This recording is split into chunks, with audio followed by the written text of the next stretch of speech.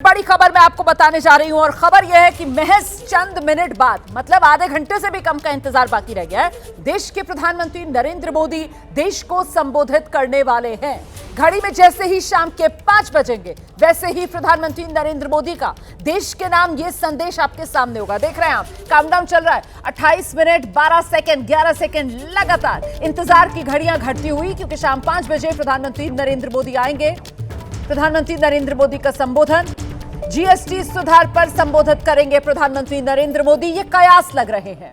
देश में कल से जीएसटी की नई दरें लागू होंगी, इसीलिए कयास यही लग रहे हैं कि जीएसटी की नई दरों को लेकर, जो जीएसटी का एक बड़ा सुधार मोदी सरकार करने जा रही है उसको लेकर, और कल से क्योंकि नवरात्रि की शुरुआत होने वाली है और इसी के साथ त्योहारी मौसम के अंदर खरीदारी की शुरुआत होने वाली है, तो कहीं ना कहीं आत्मनिर्भर वाला जो मंत्र है वो एक बार फिर से देश के सामने प्रधानमंत्री नरेंद्र मोदी दोहराएंगे। प्रधानमंत्री नरेंद्र मोदी की तरफ से बार बार आत्मनिर्भर भारत हो, स्वदेशी अपनाओ, इस बात का जिक्र किया जा रहा है। एक बार फिर अपने आज के संबोधन में भी प्रधानमंत्री नरेंद्र मोदी जब देश को संबोधित करेंगे तो यकीनन इन तमाम मुद्दों पर विस्तार से देशवासियों के सामने अपनी बात रखेंगे और देशवासियों से राष्ट्र निर्माण में अपना योगदान देने के लिए स्वदेशी अपनाने की अपील करेंगे।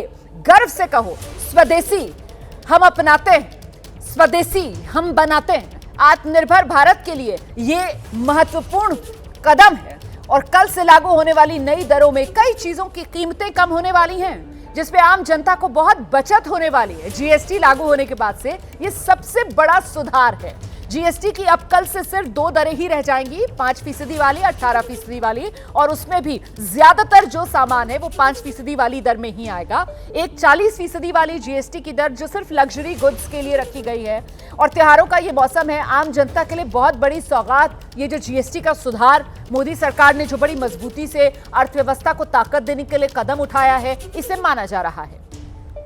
लिहाजा अब तो देश भर की निगाहें प्रधानमंत्री नरेंद्र मोदी के संबोधन पर टिकी हुई हैं। और लीजिए देखिए किस तरीके से वो इंतजार की घड़ियां घटती हुई, अब तो करीब 26 मिनट के आसपास का इंतजार बाकी रह गया है।